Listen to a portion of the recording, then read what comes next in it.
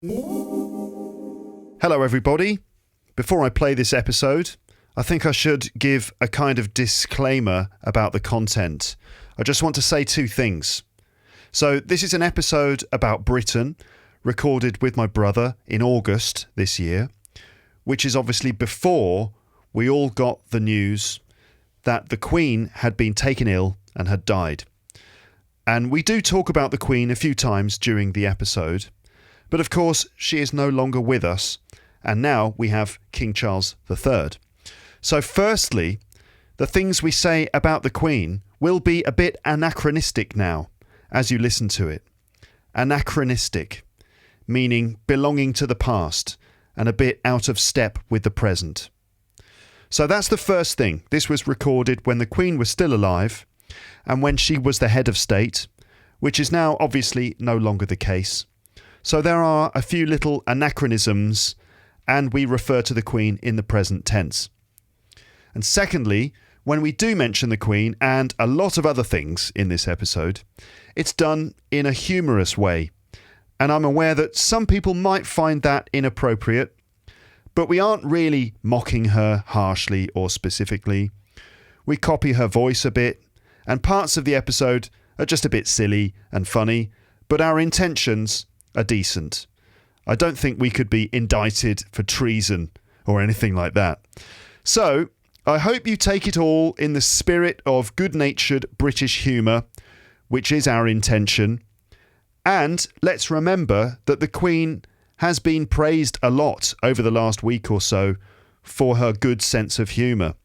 So hopefully she would see the funny side, but who knows. In any case, I think it's okay. And I've decided to publish this.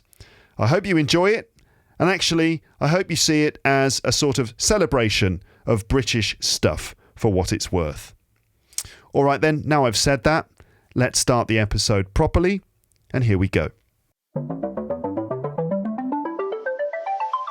You're listening to Luke's English Podcast. For more information, visit teacherluke.co.uk.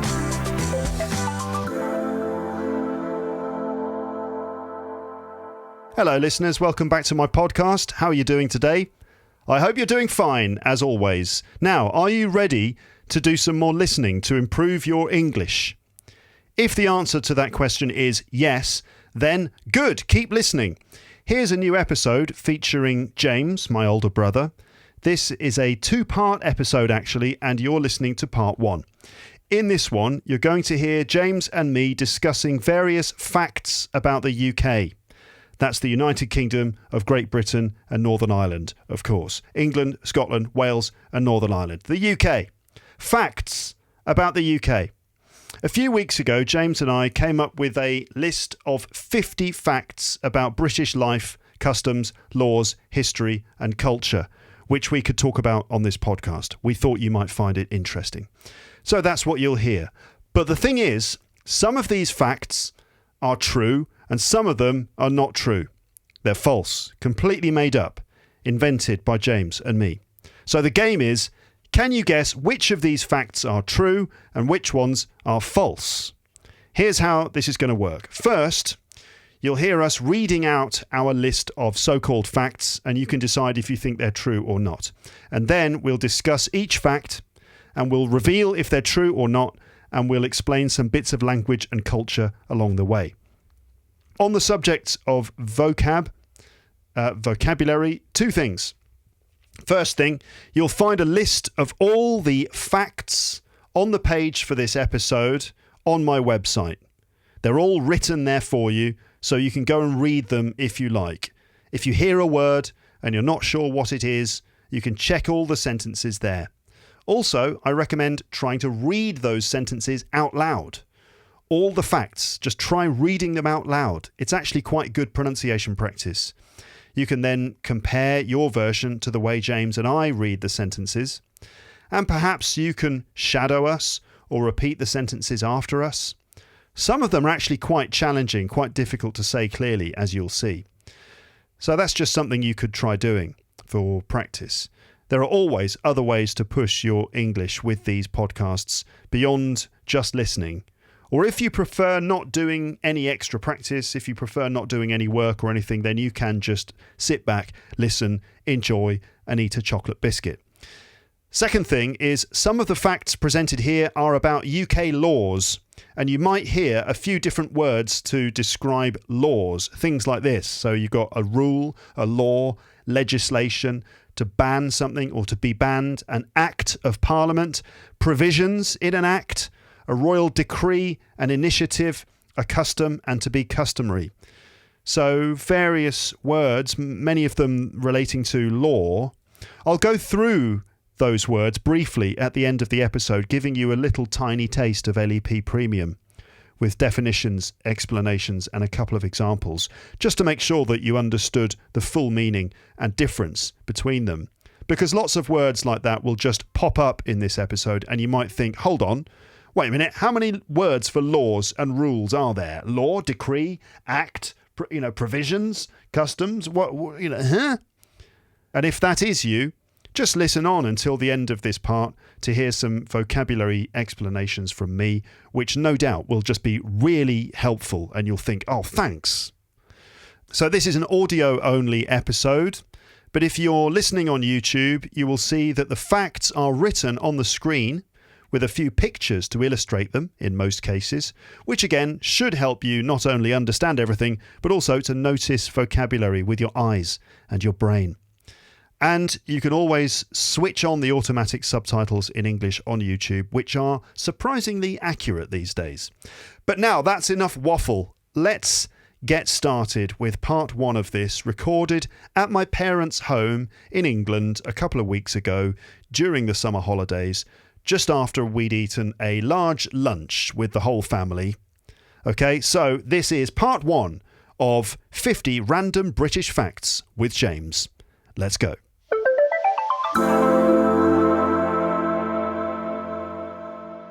Hello, hello, hello, hello, hello, hello, hello. Hello, James. Hi. How are you? Good, thanks. We just ate lunch. Yeah, a huge amount of cheese. Did you eat too much? Mm-hmm. You did? Yeah. Okay. You all right for this podcast? You're going to stay conscious? Yeah. Okay. So here we are in Britain. Mm-hmm. 50 random facts about British life. Are they true or are they false? So only the true ones are actually facts. The other ones are just completely made up nonsense. Made up rubbish. Yeah. Okay. So, and we made these up together. You made up most of them. I made up some of them. Yeah, we wrote these together a while ago. 50 things. Listeners, can you identify if they are true or just completely stupid nonsense? So how are we going to do it? Do we read them all out and then give the answers, or how are you going to break it down into bits? We'll break it up into sections. So I think we'll do 12, and then we'll talk about those 12, and then we'll do the next lot. Yeah.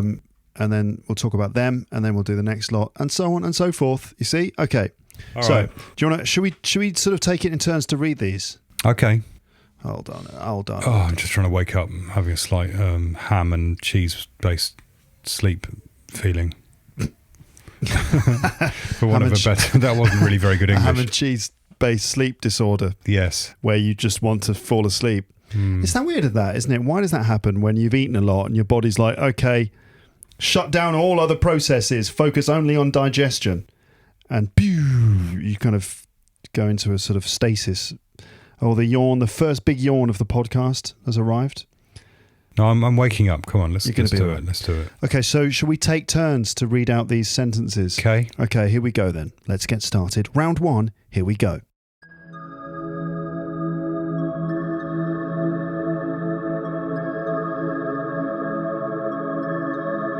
Number one, in a recent poll by the BBC, 71% of British people said that British food was the best in the world. Examples given included curry and lasagna. True or false? Number two, 8% of British people live in London. All right. Number three, work meetings in the UK often commence with a short joke before people get down to business. The joke is usually printed on slips of paper or distributed in advance by email. Number 4. All pubs must have a picture of the Queen displayed somewhere behind the bar. I'm wondering if we should say each one twice. Okay, well, we'll start with them twice now. Okay. Just to repeat that, all pubs must have a picture of the Queen displayed somewhere behind the bar. Is that true or is that false? Number 5. Another way to say thanks in the UK is to say ta. Another way to say thanks in the UK is to say ta. That's T-A, ta. Number 6. True or false? Big Ben is the nickname of a large clock tower in Westminster. So that's Big Ben is the nickname of a large clock tower in Westminster. True or false? Number 7. British people drink 100 million cups of tea a day. Each. Not each. So in total, the total number of cups of tea drunk in Britain every day is 100 million. Approximately. Okay? British people drink 100 million cups of tea every day. That sounds like a lot. Okay. Number 8. Cockfighting is illegal, but heron fighting is still commonly practiced in rural areas. Now, cockfighting, that's where they get two chickens to fight each other, or male chickens. Yeah, two cocks. Two cocks. So just to repeat that, number 8, cockfighting is illegal, but heron fighting is still commonly practiced in rural areas. And what's a heron? Heron is another bird. It's a wild bird that lives. You often find them next to rivers. they're sort of grey and quite tall, thin-looking birds that stay very still right next to the water, and then because they're looking down into the water trying to catch a fish, and then suddenly, pow! They'll shoot their beak into the water and grab a fish, but you rarely see them doing that. They're sort of these tall, thin, grey birds that you see by the side of the river sometimes. Cockfighting is illegal, but heron fighting is still commonly practiced in rural areas. Number 9. During the Second World War, a fake mock-up of London was built in the Kent countryside with an intricate system of lights to confuse German bomber pilots during nighttime air raids. So that sentence again. During the Second World War, a fake mock-up of London was built in the Kent countryside with an intricate system of lights to confuse German bomber pilots during nighttime air raids. Okay. Fact number 10. Every year on the 5th of November, children burn an effigy of a Catholic terrorist who once attempted to blow up the Houses of Parliament during the King's visit. So that question again. Sentence again. True or false? Every year on the 5th of November, children in the UK burn an effigy of a Catholic terrorist who once attempted to blow up the Houses of Parliament during the King's visit. They burn an effigy of a Catholic terrorist. I think we know what burn is. Effigy means like a model. Yeah, sort of a model of a person. Like a person, but made of straw. Or newspaper or something. Oops, I did it. You did it again. Sorry, go on. Number 2. That was the second. Number 2, the second yawn. All right, we're not counting these now. So, yeah, 5th of November, children burn an effigy of a Catholic terrorist who tried to blow up the Houses of Parliament during the King's visit once. True or false? We don't need to keep saying true or false. All right, I just said it at the beginning just to remind people that's what the game was. That's already been established. All right, we'll scrap that. They already know it's true or false. Number 11, true or false? Okay. Number 11. Every year, the Mayor of London is given a dozen oxen as part of his annual pay packet. The livestock are usually donated to a charity of the Mayor's choice or slaughtered. Every year, the Mayor of London is given a dozen oxen as part of his annual pay packet. The livestock are usually donated to a charity of the Mayor's choice or slaughtered. So what are oxen? Oxen means cows, basically. A dozen oxen means it means 12 cows. So the Mayor of London, Mayor. That's how we say it in Mayor. Mayor. In American we say English. Mayor. So the Mayor of London is given 12 cows as part of his annual pay packet. Right, so the Mayor is paid, normally money, but according to this sentence, he's also given 12 cows as part of his annual pay. The livestock, that's another word for, in this case, cows, but livestock could be any animals that are kept on a farm, usually cows or sheep or pigs. The livestock, the 12 cows, are usually donated to a charity of the mayor's choice, or they are slaughtered. Or slaughtered. They're usually donated to a charity of the mayor's choice, or slaughtered. Right. Slaughtered means killed. Next one. Number 12. A recent excavation of the site of Shakespeare's former home in London turned up a number of clay pipes containing the residue of cannabis resin or hashish. That sentence again. A recent excavation of the site of Shakespeare's former home in London turned up a number of clay pipes containing residue of cannabis resin or hashish. Yes. So Interesting. when, I suppose, archaeologists or historians excavated the site of Shakespeare's former home in London, and the excavation turned up a number of clay pipes. So while they were excavating, they found some clay pipes which are used for smoking, right, containing the residue, like sort of bits of leftover stuff, the residue of cannabis resin or hashish. So, choking on my tea. So, did they find some pipes containing bits of cannabis at Shakespeare's former home in London? Or didn't they? Okay, should we go through those sentences? Oh, that's the first 12. That's the first 12. Right, That's so that's round 1. End of round 1. End of round 1. Round 1. Terminated. All right, go on then. Go back to the top. Okay. So, what do you think, listeners? First one was in a recent poll by the BBC, 71% of British people said that British food was the best in the world. Examples given included curry and lasagna. Now, I think you throw that in to annoy people because A, no one would think British food was the best in the world. And B, curry and lasagna are not British foods. They're from foreign countries. India. Although they're both very popular cuisines in England. Indian and Italian food, both very popular. Right. Yeah. I think that has to be false. It's false. It's completely made up. All of it's made up. There was no poll by the BBC. 71% was plucked out of the air. None of it was true. Well, it is a fact that 75% of all statistics are made up. On the spot. Yeah, the little joke there for the keen-eared listeners. That's 75%. So you made that up just to annoy people, basically. I made that up just to annoy people because people, first of all, obviously people's prejudices against the UK include the fact that our food is bad.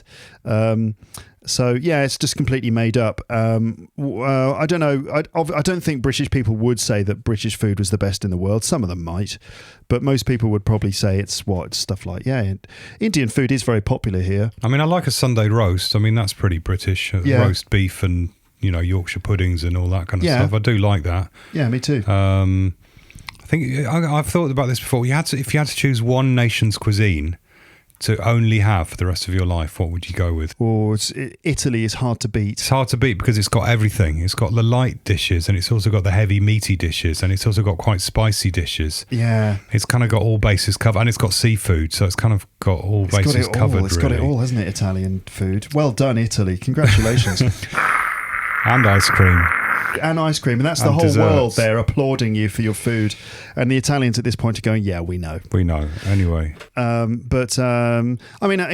could equally go with kind of, I don't know. Indian food is great, but I like Asian food. I mean, I do like, mm-hmm. what's the one where you Japanese, Chinese, Indian. But that's not one nation, is it? I'd find it hard to stick to one nation's food. I think I'm going to have to stick with Italy. Some people might say French, but I don't know. Italy, I think, beats France. French is the kind of classic kind of 70s food. Well, high regarded in this country. The classic, what's seen as kind of gastronomic food. So classic food is generally based on the French style, isn't it? Yeah, I think so. Bistro type food. Anyway, let's not get stuck up on this. Okay. Anyway, that sentence was false, as I'm sure most of you identified. Okay. By the way, you get 1 point for every correct response, and if you get 50 points out of 50, congratulations. You are what do they win? An absolute genius. You probably also cheated, but question number 2. Okay. 8% of British people live in London. I wasn't sure about this, but it sounds about right. 8% of British people live in London. It does sound about right, doesn't it? It is, in fact, pretty much true. Okay, because about 9 million people live in London, and there's just under 70 million people in the UK in total, in Britain. So, 9 million out of 70 million does roughly work out at about 8%. So there you go. That's true. So, surprise, surprise, lots of people live in London. Okay. Yeah. Okay. Number 3, work meetings in the UK often commence with a short joke before people get down to business. The joke is usually printed on slips of paper or distributed in advance by email.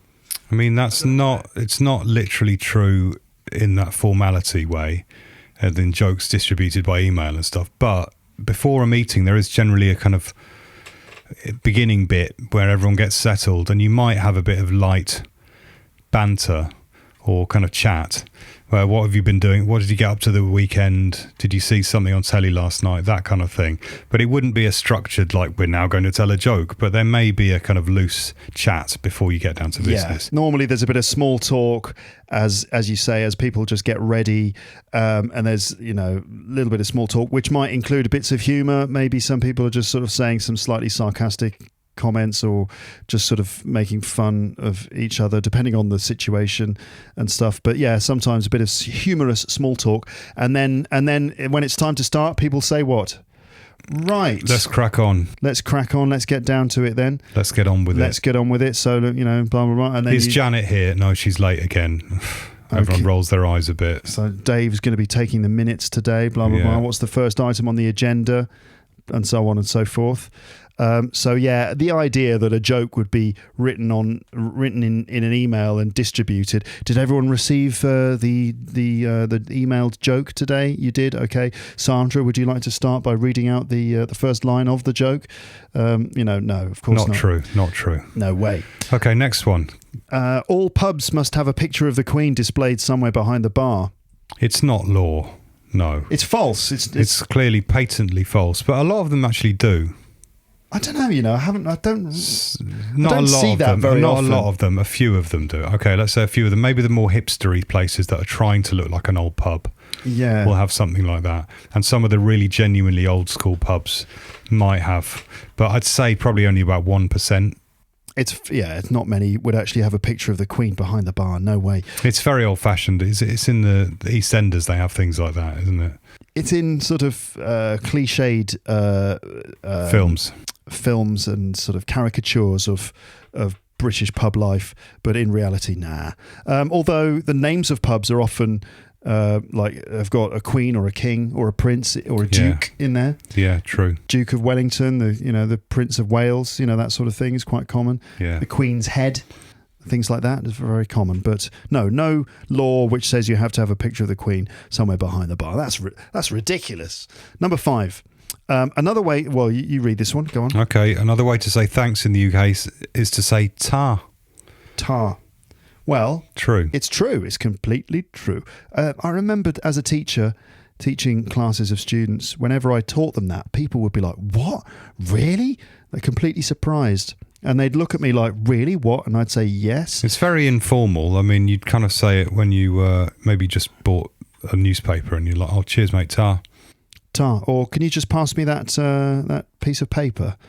Ta. Yeah, it's for a low-level, informal thank you. Yeah. You wouldn't say it if you'd just been knighted. I hereby, the Queen, what would it be good? Invest a view of the... I proclaim you Sir James Thompson. Oh, ta. Ta. Ta, yeah, thanks. No, not appropriate in that situation, but very casual. It's okay. For some reason, I imagine the Beatles saying that when they were given the MBE by ta, the Queen. love. Here you are, here are your MBEs.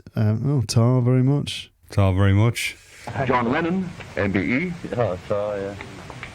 But it's true, ta, meaning thanks. Number 6. Big Ben is the nickname of a large clock tower in Westminster. Bit of a trick question, that one, I think. Because everyone calls Big Ben. Even I just called it Big Ben. Well, that's which why is it's called the tower. Big Ben. But it's actually the bell, is that right? That's Ben right. is actually the bell in the clock tower. But everyone calls The the tower. tower Big Ben. It's actually technically not the name of the tower, and it's not the name of the clock on the tower. It's the name of the largest bell in the tower, which chimes or gongs or bongs every hour. Bong. That's right. And so there's a few bells in that tower, but the largest one is very old, and it's very loud and very big. Bong, bong. That's Big Ben. Okay, there you go. So Wow. that was false. So that sentence was false. A bit of a trick question there. Okay, Hope you didn't, hope it maybe caught you out there. So you're saying, number 7, British people drink 100 million cups of tea a day each. Yeah, not each. Not each. That sounds like too many. How many people are there in the UK? We've established it's just under 70 million. So it's So about that would be how many cups of tea each? 100 each? it's 1.3 cups of tea a day. Oh, per person. 1.3. Well, yeah, that's right then. 1.3 oh, no, because cups not per everyone person. drinks tea. Not everyone drinks tea, but some people drink quite a lot, like you. I'd say it's still too many. Really? Yeah. Well, according to the UK Tea and Infusions Association, this is true. 100 million cups of tea a day? Quite a lot. I suppose that how do they work that out? I don't know. Tea sales, tea bag sales. God. Yeah, so apparently that is true. And what percentage, listeners, do you think add milk to the tea? What percentage do you think? 50%, 60%, 70%, 20%? Don't know. 98% apparently of British people add milk to their tea, and Well, some look, people are going, no! I'm saying that's going down a lot because a lot of people are switching to oat milk now. I would still include that in... You think oat milk still counts as milk? Yeah, because it's called oat milk. You see the Oat milk. the oat. clue is in the name. Yeah. It's not actually milk though, is it? It's oat stuff. Oat It's oat powder infused given with liquid. oat powder with water added to it, Yeah, which it's gives pretty- it a milky sort of... Pretty minging, but it's probably... Milk's pretty bad for you, I think. The jury's out on that one. It has calcium in it, but it also has lactose and things that aren't so good for you. It also contains fat, you know. Yeah, and, it's very fatty. It's probably not great for cholesterol It's not great for the cows either, because they have to take the babies away from the mother cows to and make other them, things. and other things. Yes. And isn't there that fact that, like, it's probably false, but a certain percentage of the milk is pus? It's something that vegetarians always try and tell you. What's pus, James? I don't know, but it's not very nice. Pus is like, okay, so it's going to get disgusting for about 30 seconds, listeners. Okay, ready, hold on to something. So in some cases, cows are given hormones or growth stimulants to make the udders grow larger so that they produce more milk, but it's done artificially. They're given stimulants to make them produce more milk, and this can cause the udders to swell up and become infected.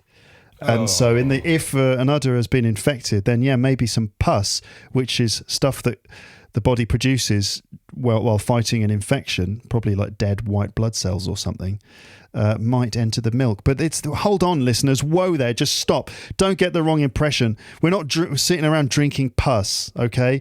And what James said is, it's not true. A certain percentage of the milk they is used pus. to say something like 20% of What? milk is pus. Well, that's sort of veggie propaganda, you know. That can't be true. 20% of milk is We're getting pus. distracted with another false fact and here. disgusting, and we're also convincing or confirming the bias that many people out there will have that putting milk in your tea is disgusting and wrong and should never be done.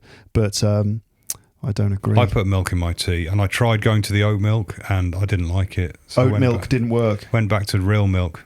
Yeah. Sorry. Well, you know, they do say that tea is a good drink, especially if it's green tea. It's very, very healthy. It's full of antioxidants and other things. That's good. Black tea, which is the basis of like your typical English tea that we have every day, is also not that bad. But adding milk to it does reduce the health benefits. All right, let's get on with it. Let's move on. Right.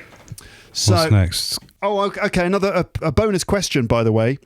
Before tea became the most popular drink in the UK, what was the most popular drink in the UK? So what was the previous most popular drink in the UK? I think it was beer. No, apparently it was gin.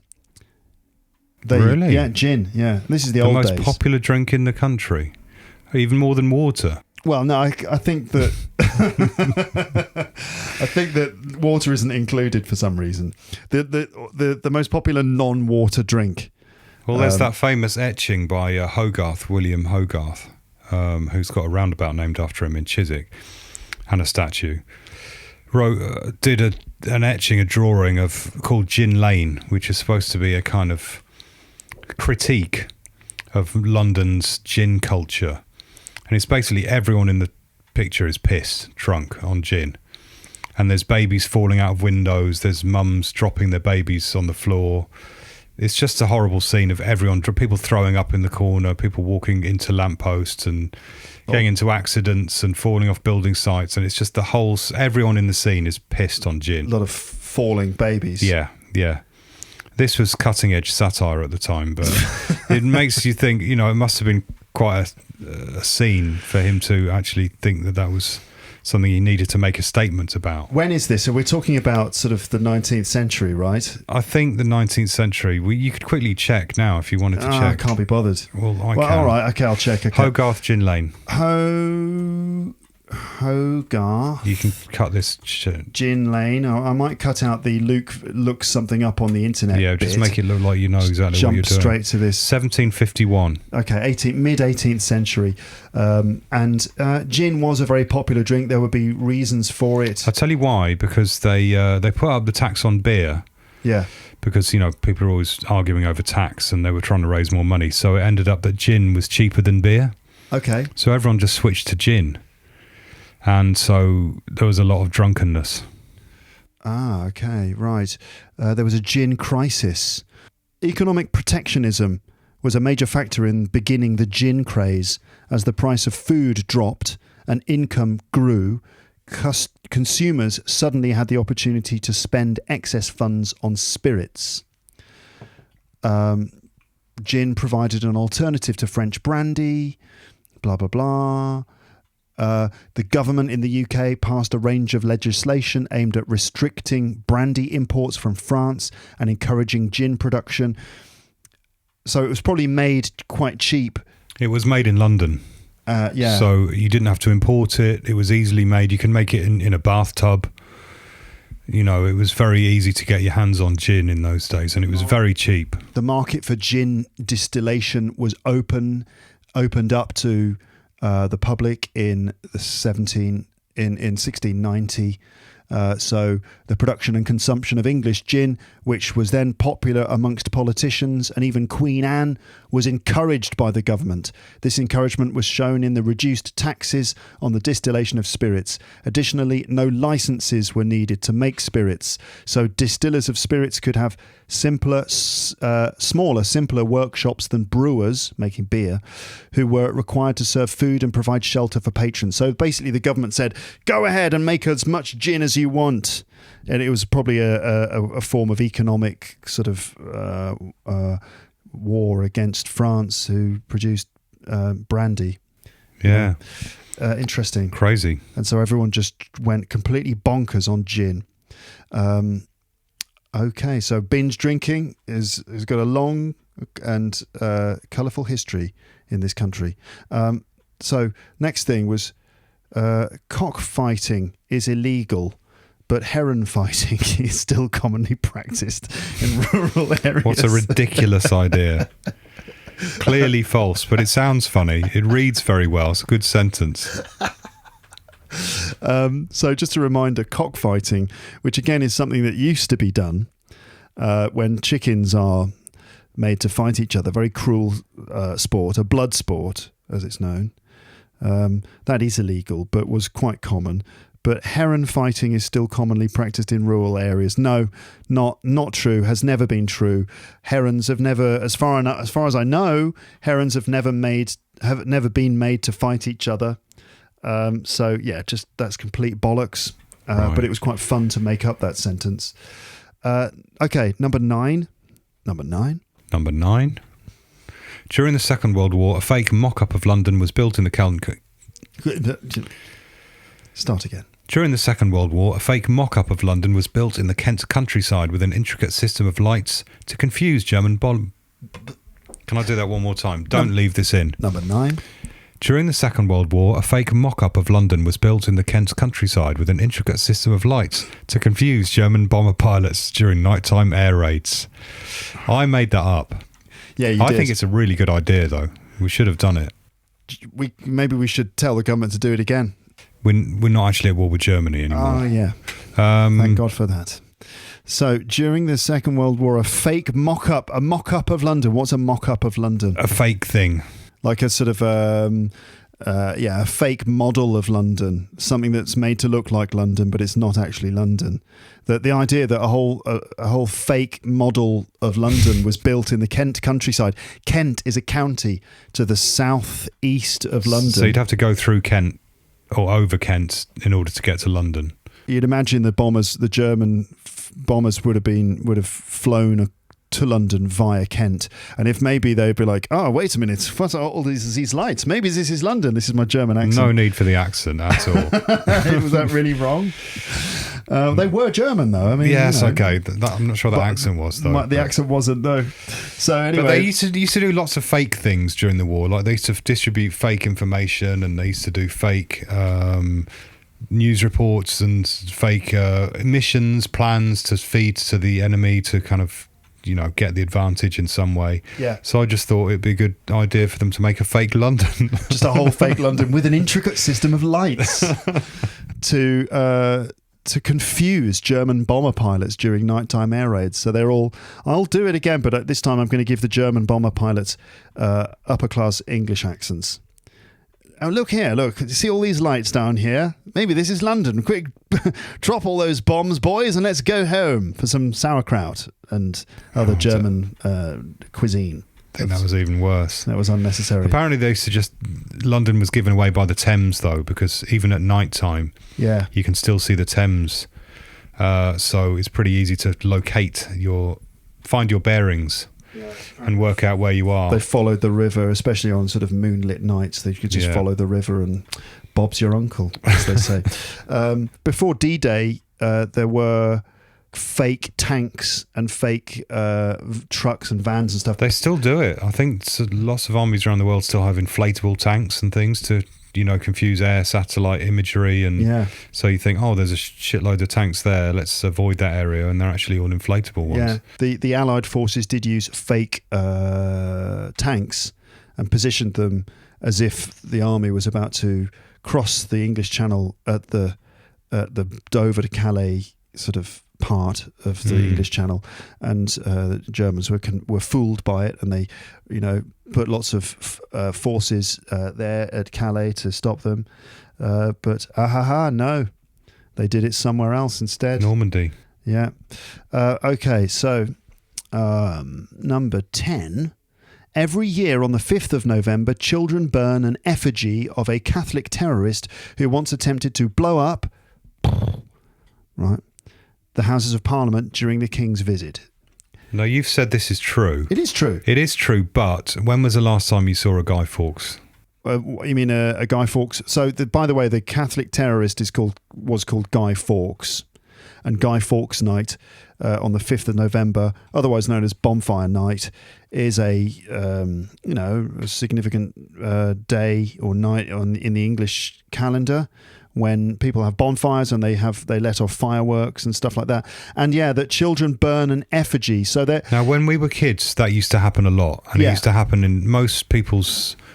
If you had a bonfire, it would be part of the bonfire is to burn this guy, Guy Fawkes, and you'd have public bonfires with a guy on. It doesn't happen anymore.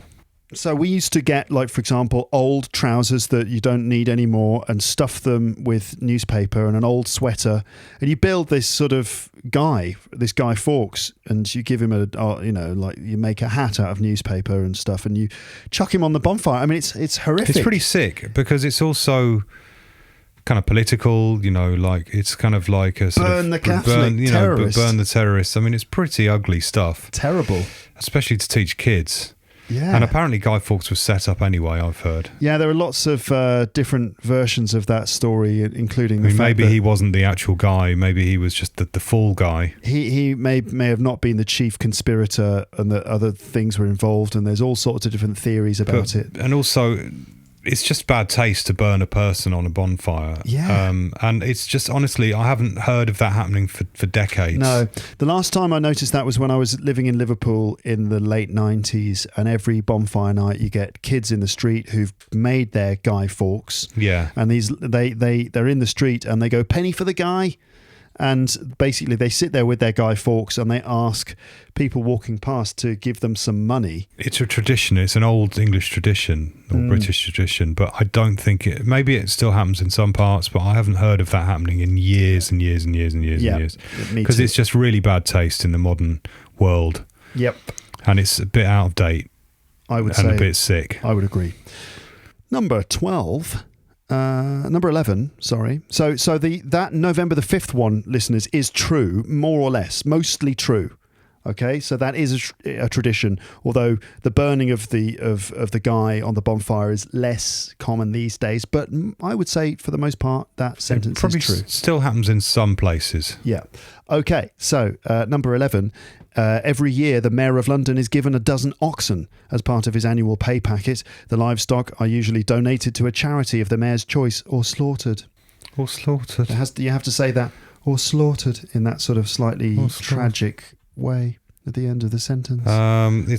It's the kind of thing that could be true, but it isn't, is it? It's not true. It sounds like it could be one of those old laws, which, an old traditional law that was set up in the olden days when people traded in livestock in that way, and maybe people got paid cows and stuff, especially high-ranking members of society.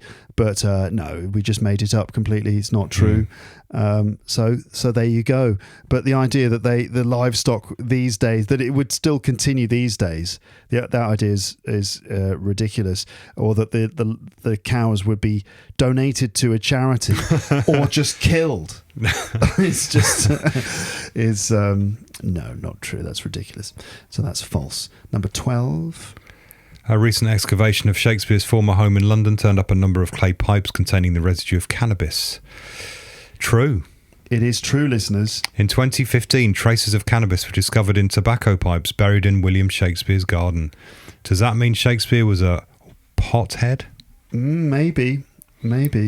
Maybe, but maybe not as well, because it's not conclusive. It could have been someone else's who was living there. And Shakespeare was like, get those pipes out of my house right now. In fact, fucking bury them in the garden. Well, clay pipes were very disposable because they'd break very easily and you'd get through, a few a week, I believe. They're not something you'd have for a long time. Mm-hmm. They were kind of disposable items.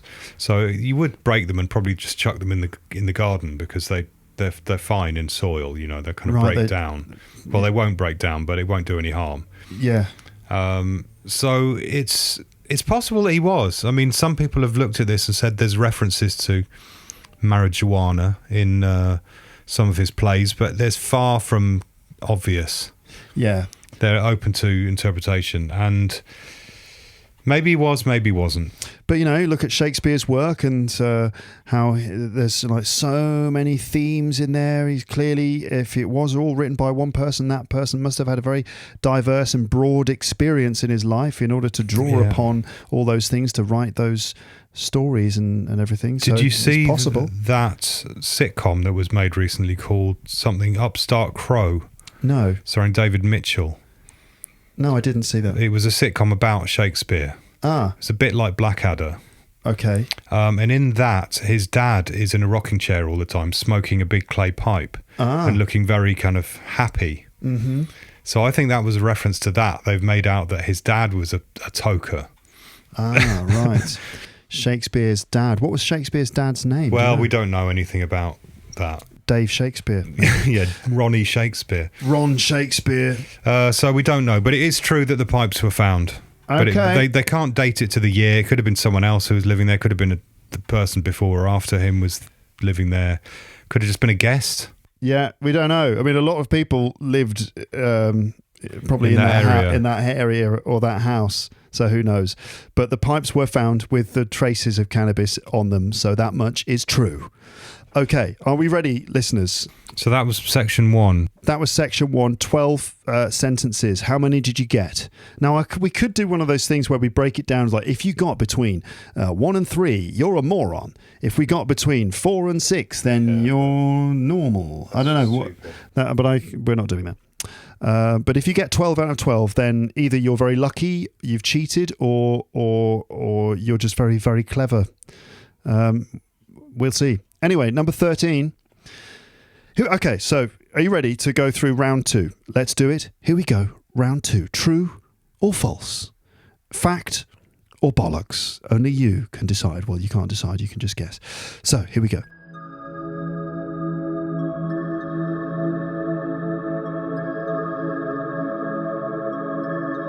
Number 13.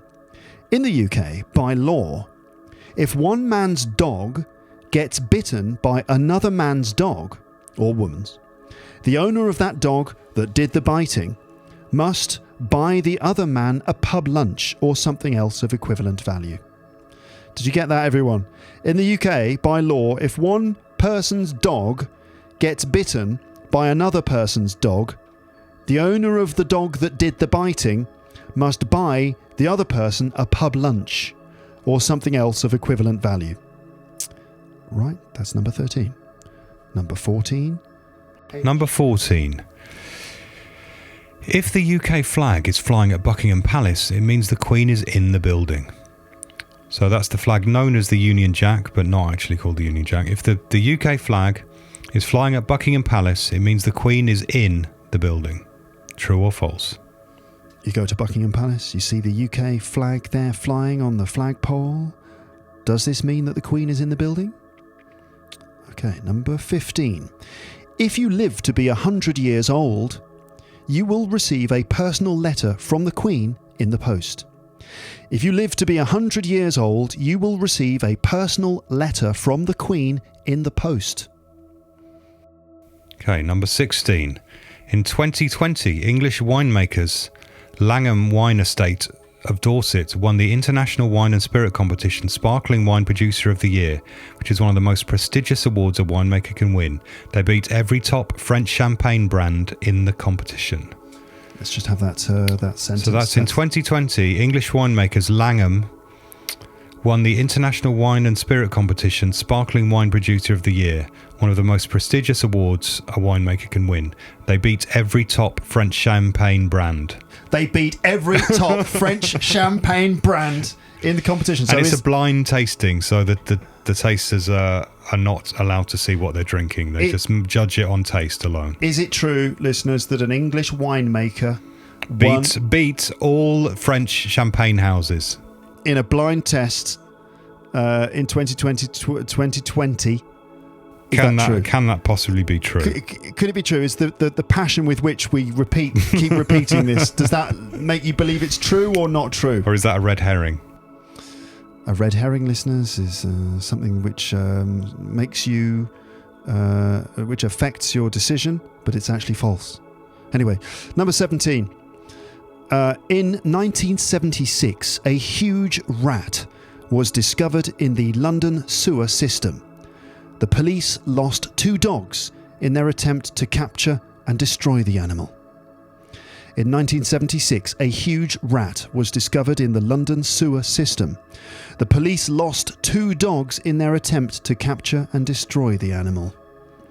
A huge rat, in the London sewer system, that's the underground tunnels where all of the waste from people's toilets is transported to somewhere else. So a huge rat was discovered down there in 1976 in London, and the police lost 2 dogs while trying to capture and kill this rat. Is that true or not true? Okay, number 18. In the UK, we drive on the left-hand side of the road. But in 1987, the UK government introduced plans to switch from driving on the left to driving on the right, to bring the country in line with European standards. The initiative, which was eventually scrapped, was to be phased in over a period of 6 months, with heavy goods vehicles and buses switching first, followed by cars, then motorbikes and bicycles. Can we just have that again, please? It's quite a long one. You can say it. In the UK, we drive on the left, but in 1987, the government introduced plans to switch to driving on the right, to bring the country in line with European standards. The initiative, which was eventually scrapped, was to be phased in over a period of 6 months, with heavy goods vehicles and buses first, followed by cars, then motorbikes and bicycles. True or false? So we'll explain some of the details of that one in a bit. Okay, number 19. It is always raining somewhere in the UK. Okay, it's always raining somewhere in the UK. True or false? Number 20. Okay, number 20. It is customary to buy a packet of crisps to be shared while having a drink in the pub.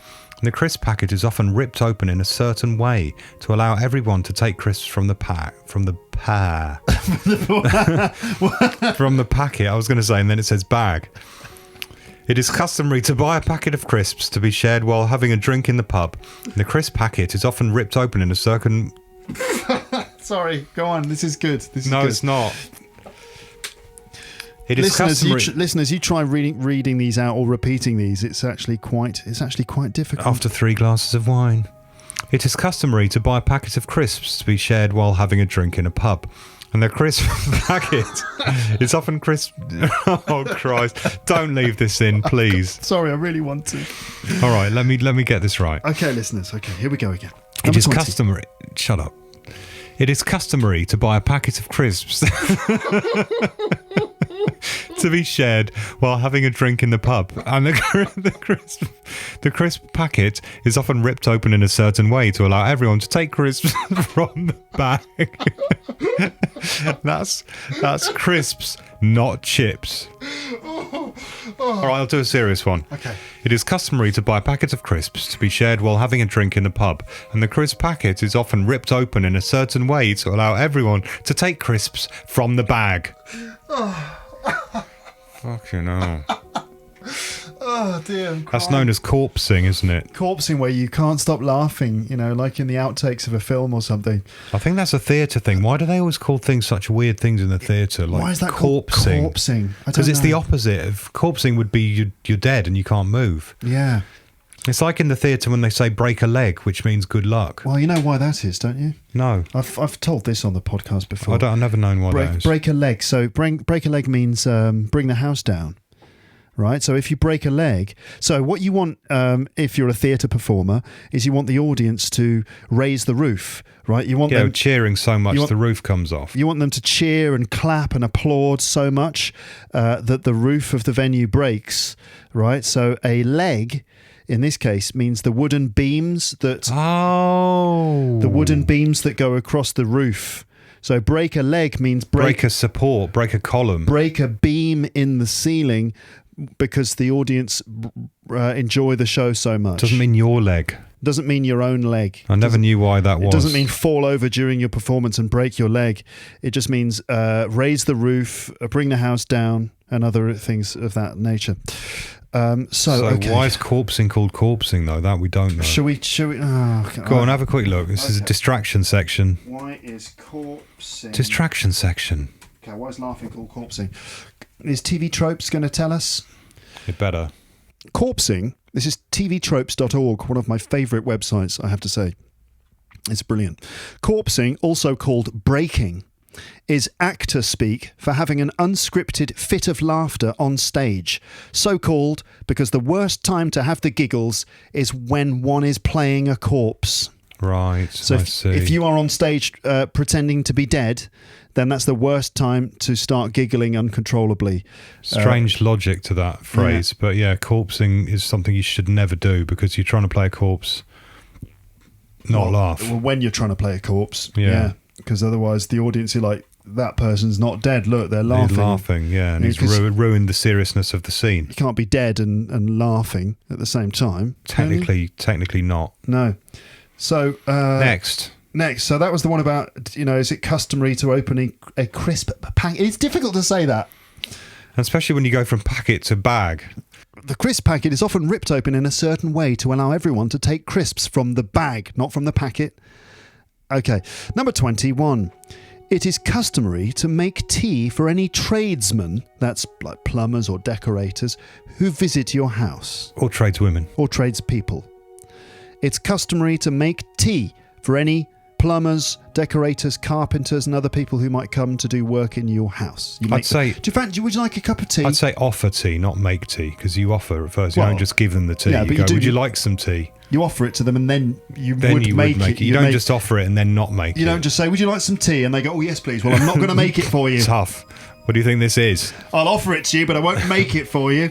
Okay, true or I false? think it's a customary. So, is it customary to make tea for someone who comes to your house to do work? 22. When going to the pub with friends or colleagues, it is customary to order drinks in rounds. So what's a round? A round of drinks. Everyone's got to know that one. It's when It's where you pay for everyone's drink, and then the next time round, they pay for everyone else's drinks. The next time you go round the table and you say, "What would you like? What would you the like?" problem what would is you like? with that, you're kind of locked into a kind. If there's 8 people there and you buy a round, you're locked into drinking 8 pints. Just a second. Can I just stop you there? This is technically the reading out the sentences round. Sorry, you're right. This is not the discussing the questions. Okay. Sentences, I mean. So, when going to the pub with friends or colleagues, it is customary to order drinks in rounds. True or bullshit? Number 23. 23. As James yawns for the third time. It is illegal in the UK to be drunk in charge of a horse. 23. It is illegal in the UK to be drunk in charge of a horse. Number 24. It is illegal in the UK to be drunk on licensed premises. So let me say that again. It is illegal in the UK to be drunk on licensed premises. And licensed premises basically means a pub. Right? So it's illegal to be drunk in a pub. It's illegal to be drunk in a pub. This isn't the discussion It's part. illegal, not illegal, but it's illegal to be drunk in a pub in the UK. True Okay. or false? Number 25. It is illegal to carry a plank of wood along a road in the City of London. True or false?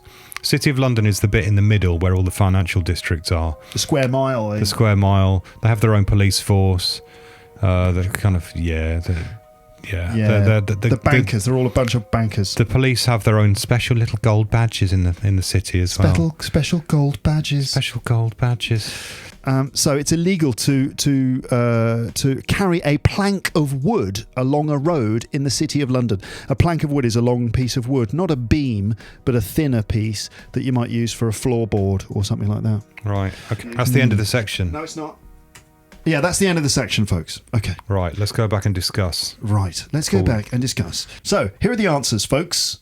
Are you ready? How many did you get? Let's see as we go through the answers. James, number 13. In the UK, by law, if one man's dog gets bitten by another man's dog, the owner of the dog that did the biting must buy the other man a pub lunch. Did you read that out? I did. That's false. It's absolutely false. There's no grounds for that being true whatsoever. You just made it up. I made it up. I made it up, or you made it up, or we combined. We did a Lennon and McCartney on it and made it up together, but it's not true. No. Sorry. Number 14. If the UK flag is flying at Buckingham Palace, as James yawns for the 4th time, listeners, you get bonus points if you can guess how many times James yawns throughout this. If the UK flag is flying at Buckingham Palace, it means the Queen is in the building.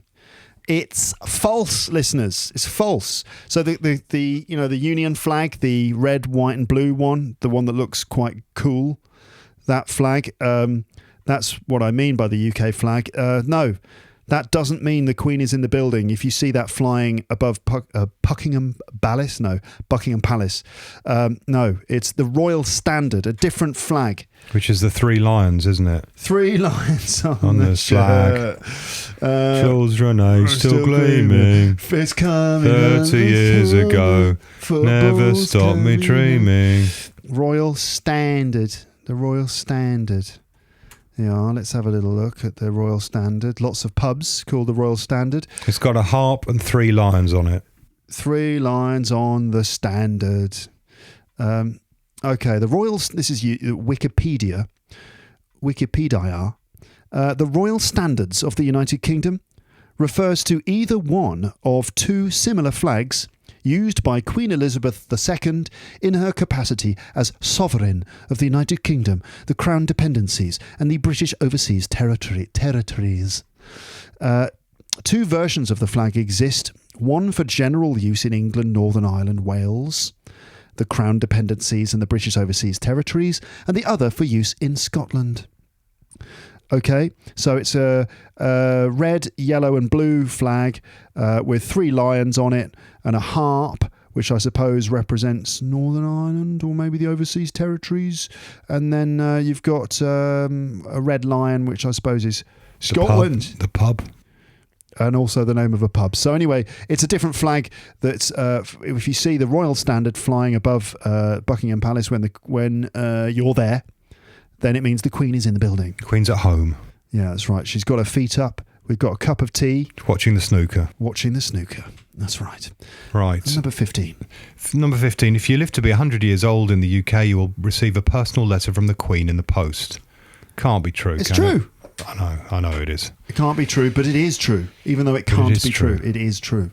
That's right. You get a letter from the Queen. You get a telegram, don't you? Or you get a letter. It's got to be a letter. It's not a telegram. I don't think it's an email either these days. Number 16. Number 16.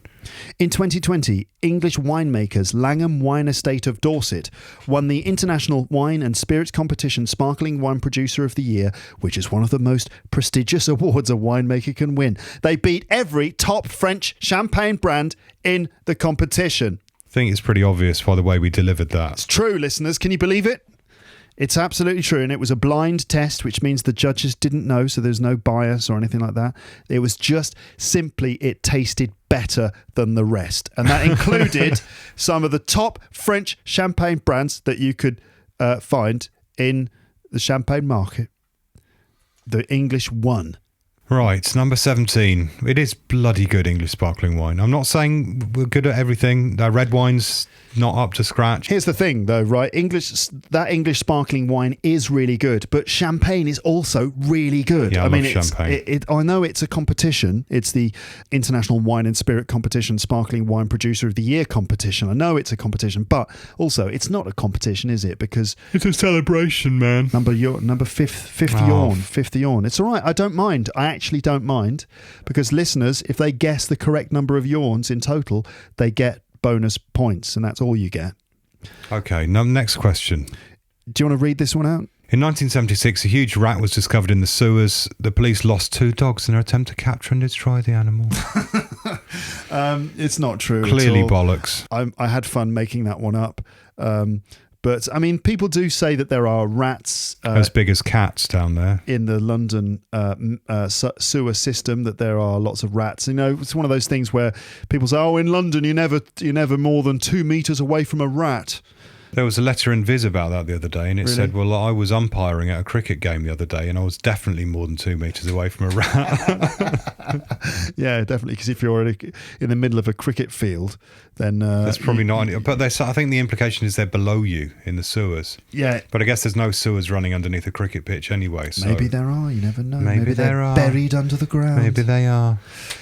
So that's not true, but... there's a lot of rats. There are lots of rats in London, like there are in most large cities. Number 18. I think I made this one up. No, I did this one. All right. Thank you very much. In the UK, we drive on the left side of the road, but in 1987, the UK government introduced plans to switch from driving on the left to driving on the right to bring the country in line with European standards. The initiative, which was eventually scrapped, meaning it was cancelled, was to be phased in over a period of 6 months. So there's the joke, listeners. Did you spot it? You can't phase in driving from the left to on the right gradually, because that would be chaos, wouldn't it? To phase something in is to bring something in gradually, little bit by little bit, until eventually after 6 months it's fully enforced. You can't phase in driving on the right. I don't understand how we ended up driving on the left and everyone else is on the right. Could they not have a meeting beforehand and go, look guys, let's get some consistency here and make it more efficient for car producers as well? It's got to be because we just hated the French. No, because we were on an island, and we just started driving on the left and they all started driving on the wrong side, and we never quite managed to put the two together, But they say, I've talked about this before as well. They say that one of the reasons possibly that we drive on the left, and this is maybe my argument for why it's the correct side to drive on, is that if you're on a horse, right? When you're on a horse, right? Yeah. You're on a horse and you're about to pass someone else who's on a horse. which side do you want your good arm on?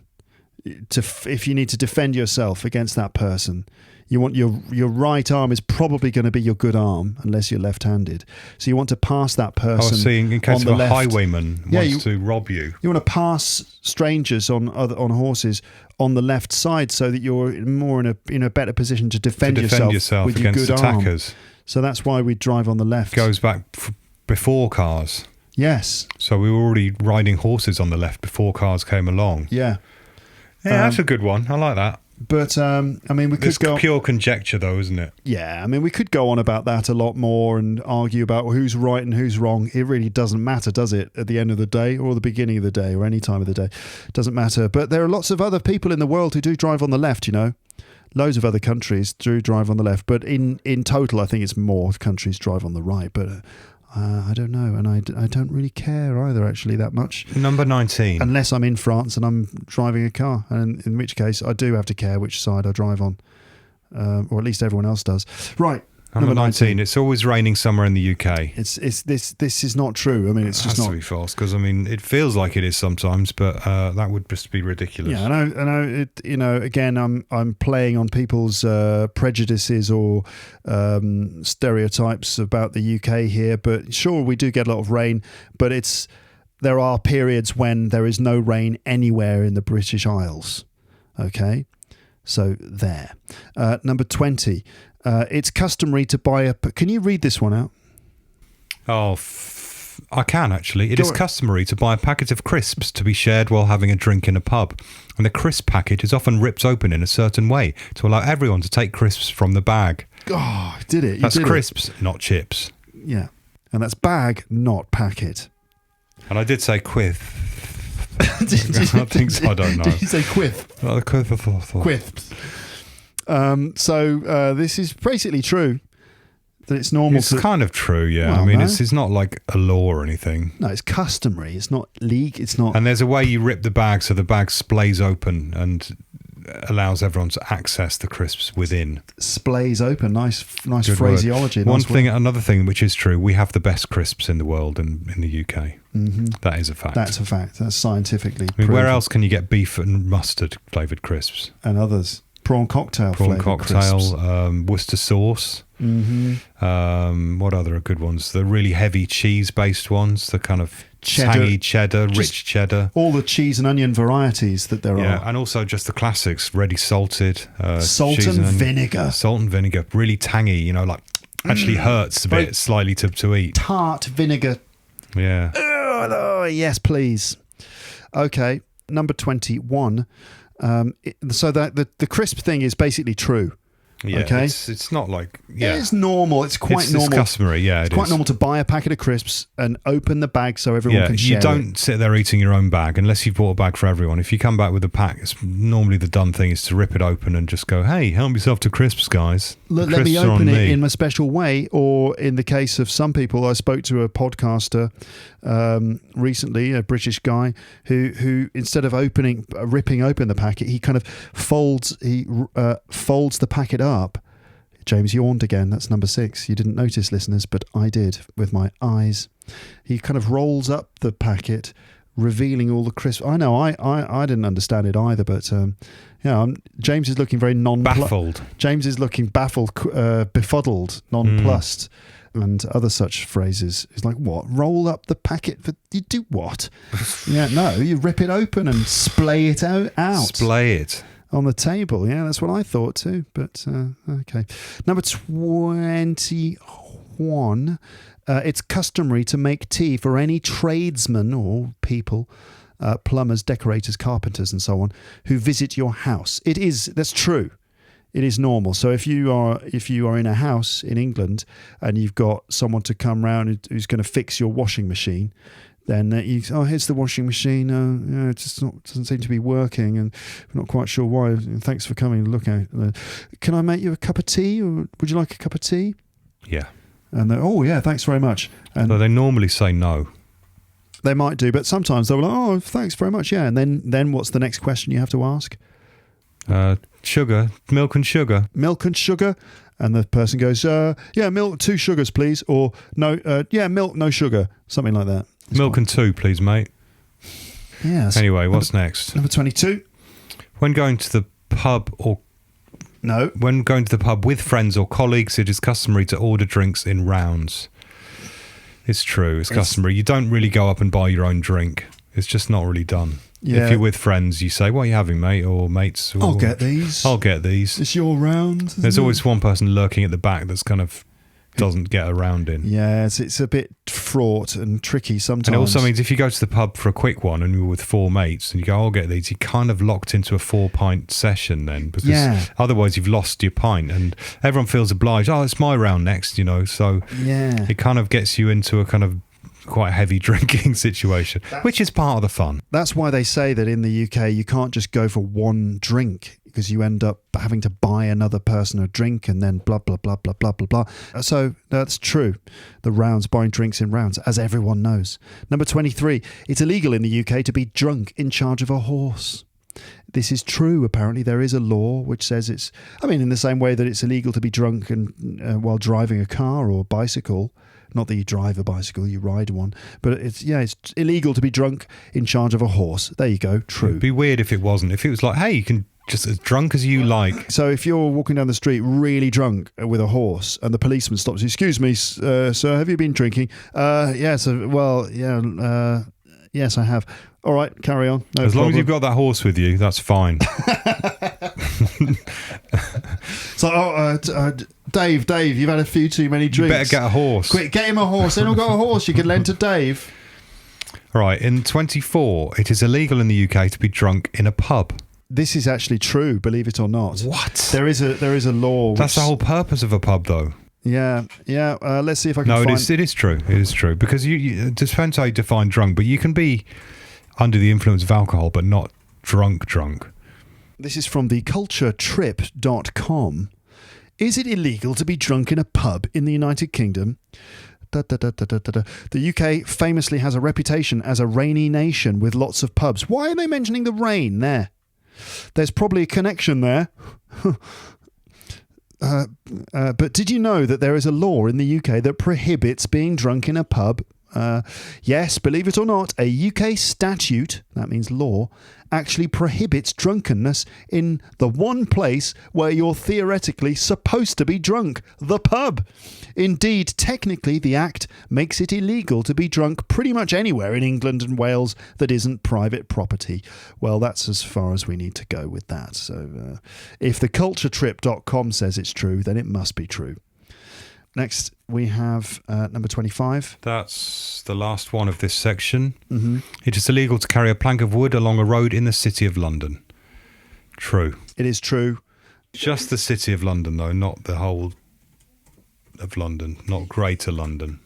This is from the BBC, bbc.co.uk. Section 54 of the Metropolitan Police Act stipulates that you are not allowed to carry a plank along a pavement in London unless you are unloading it from a vehicle. The ban extends to other things, including casks, that's like barrels full of beer or something, tubs, hoops, wheels, ladders, poles, and placards. And if you thought that you would get around the rule by rolling your tub along, that's banned too. The law is in place to prevent nuisance and increase ease of passage on public thoroughfares. It's a matter of enforcement, though, isn't it? You can make anything illegal, but if there's not enough police on the streets to enforce it... That's right. That's right. Okay, listeners, so there you go. Right, I need a quick break. James needs to have a waz. Excuse me. We'll be back after this waz break. I do not need a waz. I'm going to get a glass of wine. Oh, actually. okay, sorry.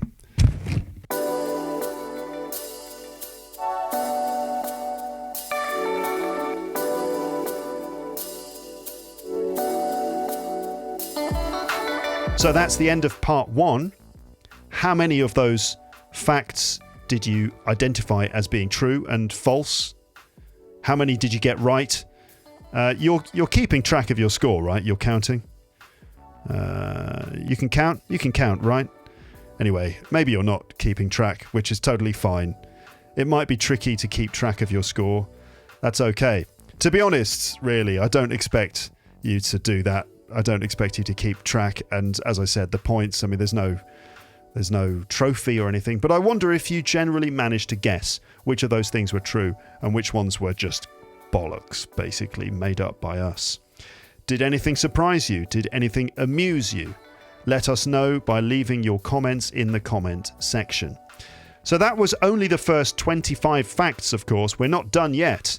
This will all continue in part 2 when we look at facts 26 to 50 in the same way. I guess you can just look forward to that. It will require all your patience to do so, I can imagine. Like, oh, I can't wait, Luke, please. I believe in you. You can do it. Now, I'll start that again. Now, let me go through some vocabulary, as I said I would earlier. A lot of these facts deal with things like laws, government actions, and also traditions and customs. And so I thought I would just clarify some words which relate to those things and which came up which have come up in this part or which will come up in part 2. Yet again, I'm doing this on the free podcast as a little taste of the kind of thing you usually get in episodes of LEP Premium these days, like detailed vocab summaries, reviews, explanations, and so on. That's normally on LEP Premium, but I'm willing to give you a little taste.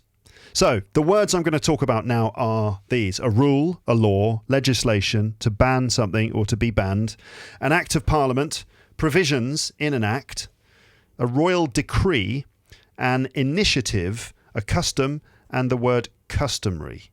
Okay, right, so let's go through those things and I'll try to be brief. So words for different types of law or government action. We'll start with a rule. A rule, that's a countable noun. And obviously a rule is just something which says whether you are allowed or not allowed to do something.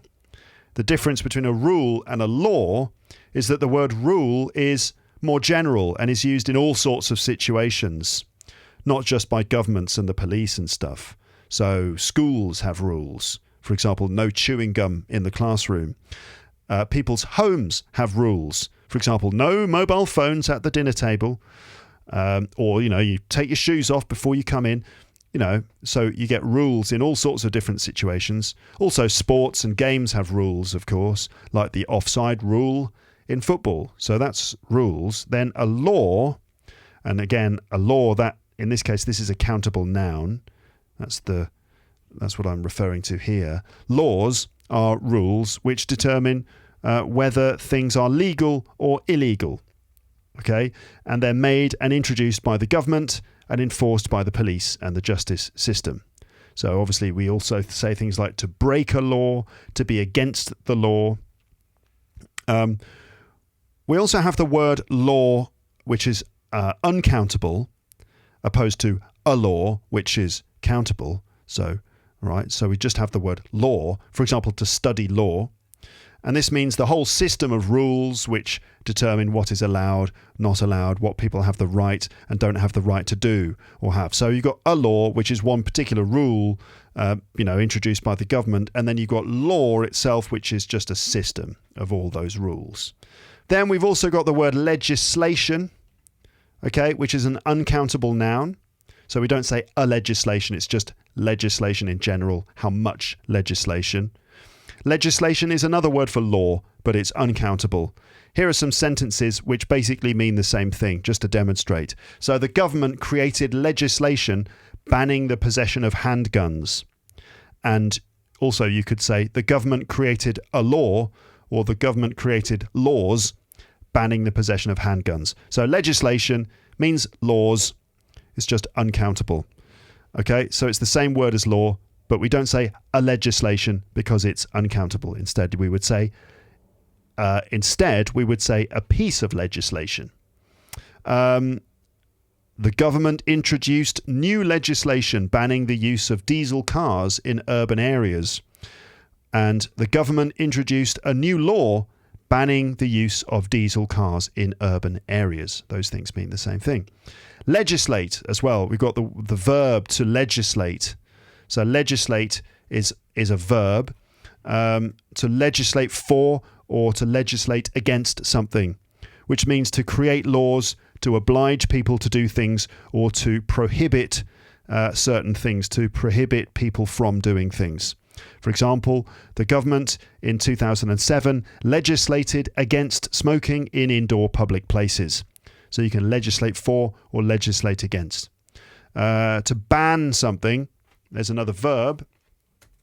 Okay, this means to prohibit or stop something, and it's usually used in reference to government laws, which makes something prohibited, but also other, other institutions can ban things, like the BBC might ban a certain record from being played on the radio, which just means that none of the DJs are allowed to play that record. So when, for example, you hear the BBC banned this record, it just means that the BBC didn't let any of their DJs play it. It didn't mean that the record was illegal. But to ban something, yeah. So prohibit or stop something.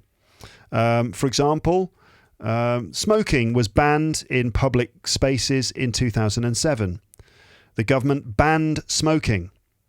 So it's often passive. Smoking was banned. Okay, that's the passive version. And the government banned smoking. That's the active version.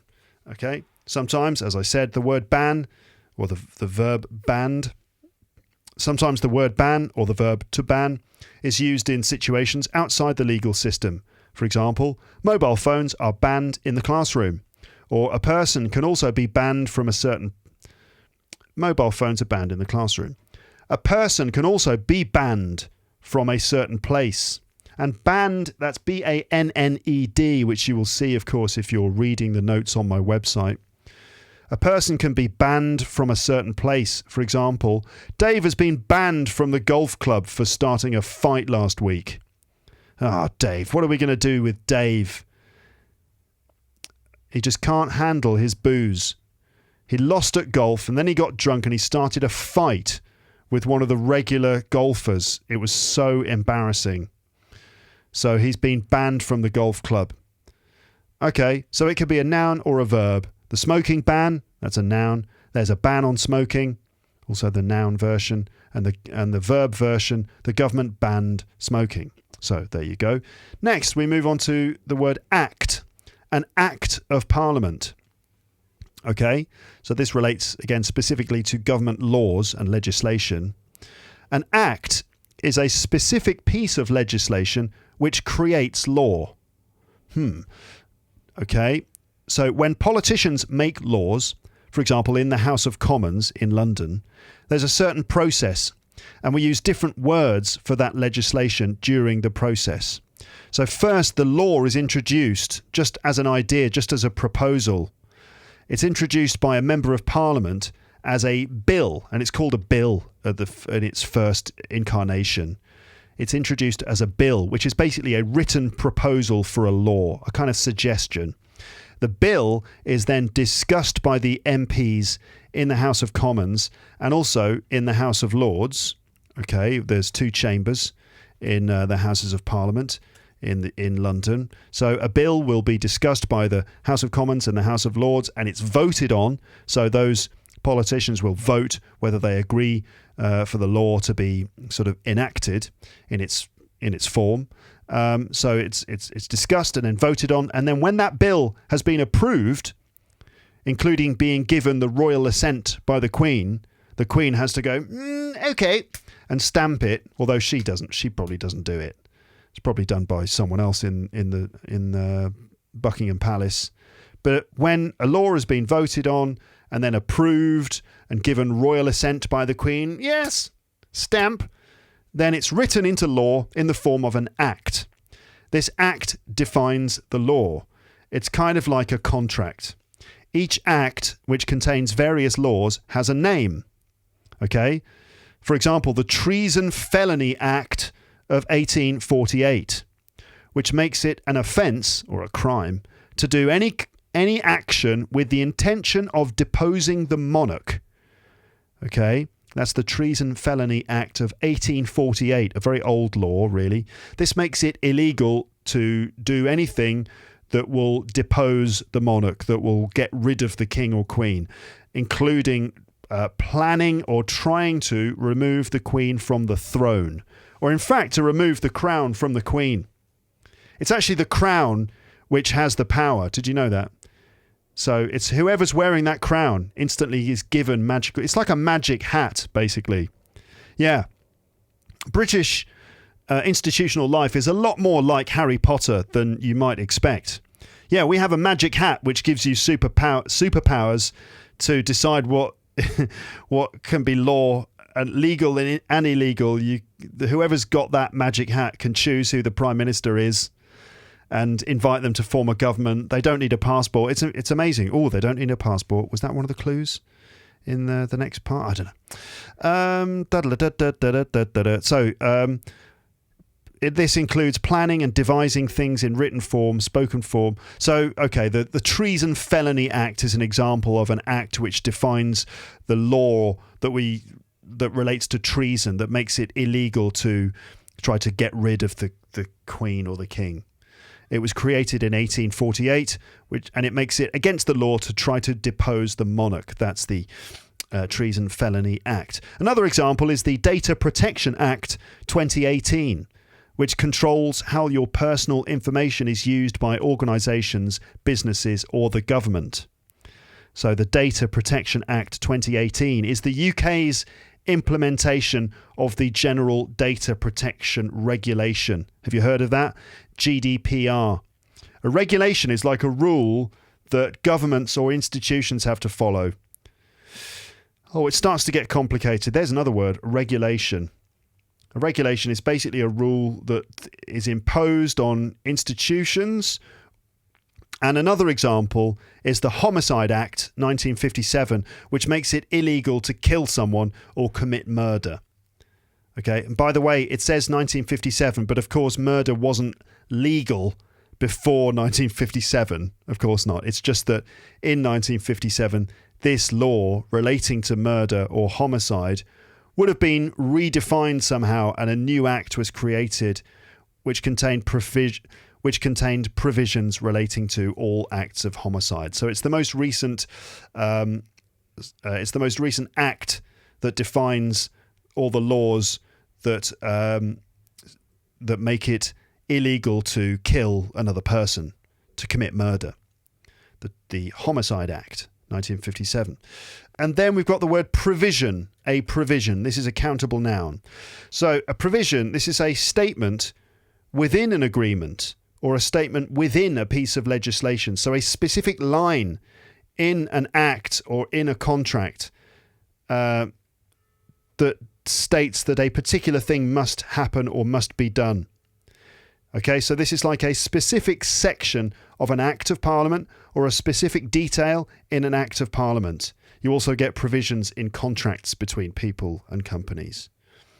Okay, so you've got the Act, which is like the document containing all the provisions, and that defines the law.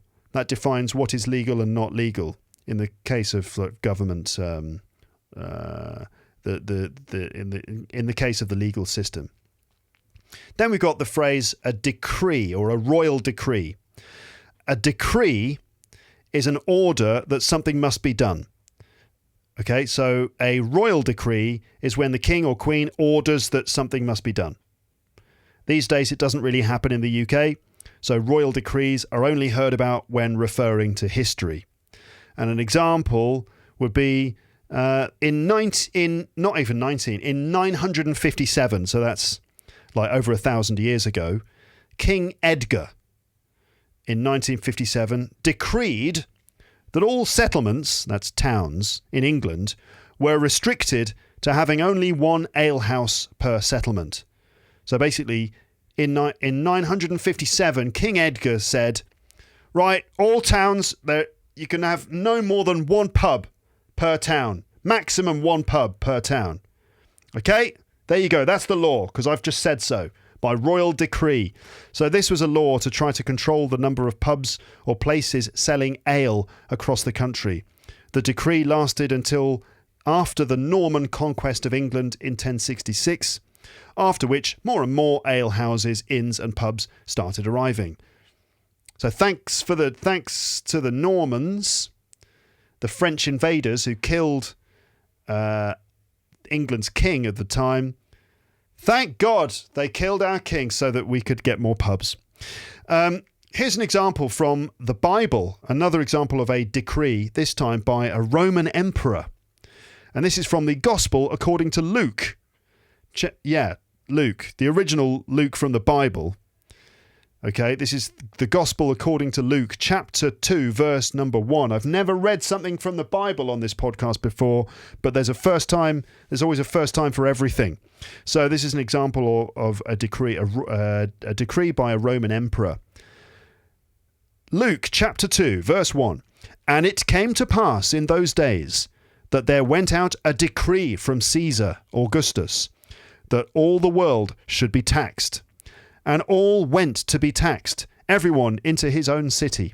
And Joseph also went up from Galilee, out of the city of Nazareth, into Judea, unto the city of David, which is called Bethlehem, because he was of the house and lineage of David, to be taxed with Mary, his espoused wife, being great with child, meaning being fully pregnant. And so it was that while they were there, the days were accomplished that she should be delivered. And she brought forth her firstborn son, and wrapped him in swaddling clothes, and laid him in a manger, because there was no room for them in the inn. So that's a passage from chapter 2 of the Gospel according to Luke, where he describes how Joseph and Mary, pregnant with Jesus, went into Judea, into the city of David, which is called Bethlehem, in order to pay tax, because Caesar Augustus decreed that everyone had to pay tax. And while she was there, she gave birth to Jesus. And she had to do it in a manger because there was no room in the inn because it was Christmas and all the hotels were all booked up. So next, an initiative. This is the next word, an initiative. So this is a new plan or process to achieve something or solve a problem. So it's kind of like a project or something that people plan to do.